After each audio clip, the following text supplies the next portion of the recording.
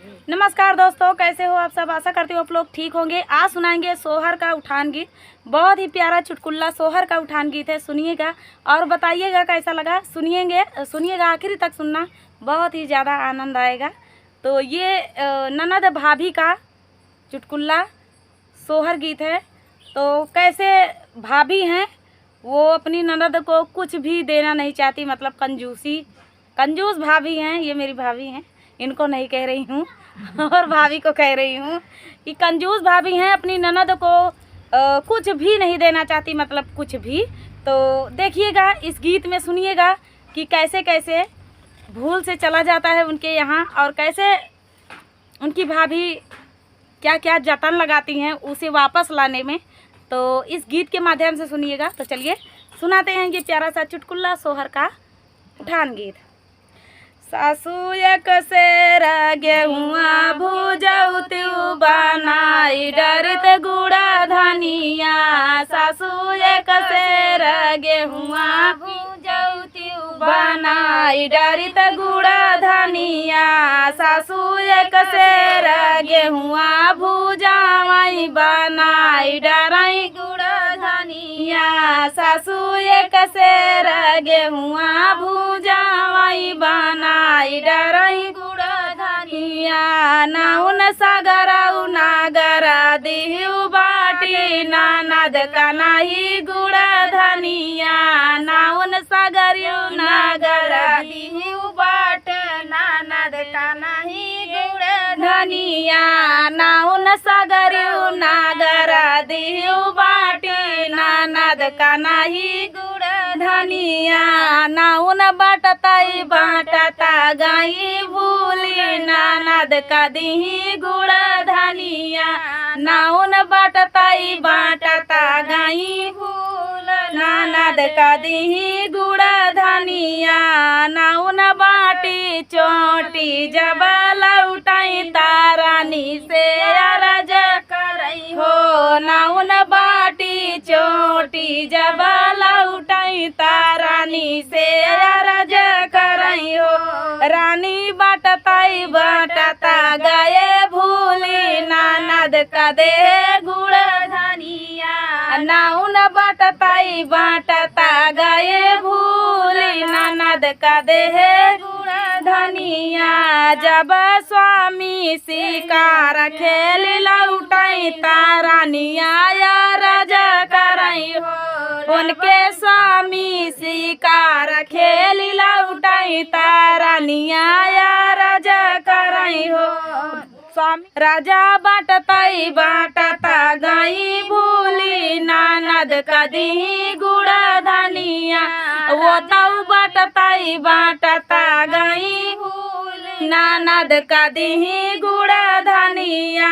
राजा हो जाता घोड़े या सावर वाला उठाई लवा गुड़ा धनिया। राजा हो जाता घोड़े या सावर वाला उठाई लवा गुड़ा धनिया। राजा हो गए घोड़े या सावरा लौटावई चले गुड़ा धनिया। राजा हो गए घोड़े या सावरवा लौटावई चले गुड़ा धनिया। के बहिनी जब बैठई मोहरवा ता भौया पहुँचई गहूँ धीरिया।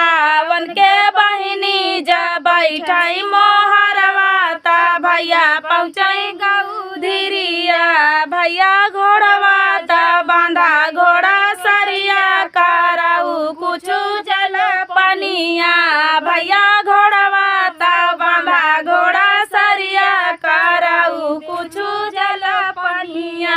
यारे ये तनी बचना सुनाई भैया ता बहिनी से अरज करई हो। यारे ये तनी बचना सुनाई भैया ता बहिनी से अरज करई हो। बहनी हमारे ना भूखिया पियसिया लौटावई आए गुड़ा धनिया। बहनी हमारे ना भूखिया पियसिया लौटावई आए गुड़ा धनिया। भैया काल का भूखल तोरा भैया नवा चा चाबाई डारे गुड़ा धनिया भैया कालाई का भूखा तोर भयनवा चाबाई डारे गुड़ा धनिया अरे खेली कूदी बेटा लौटाई ता माया से अरज करई हो बेटा खेली कूदी जब लौटाई ता माया से अरज करई हो माया एक सेरा गेहुआ भूजौत्यू बनाई डारित गुड़ा धनिया माया एक सेरा गेहुआ भूजौत्यू बनाई डरऊ गुड़ा धनिया उनके मामी जे पहुँचा उनके मामी जे बैठाई डेवड़िया तब बहन पहुँचाई गवा धीरिया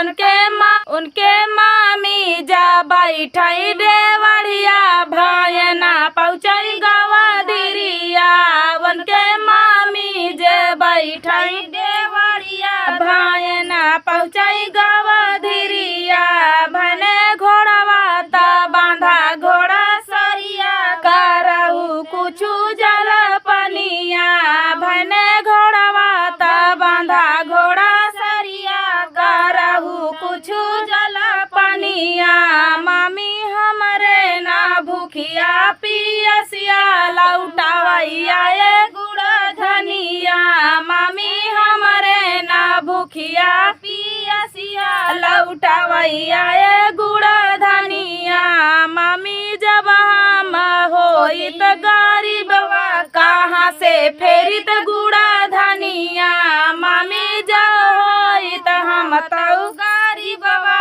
कहाँ से फेरित गुड़ा धनिया सासू एक सेर गेहुआ भूजौत्यू बनाई डरित गुड़ा धनिया सासू एक सेर गेहुआ भूजौत्यू बनाई डरित गुड़ा धनिया।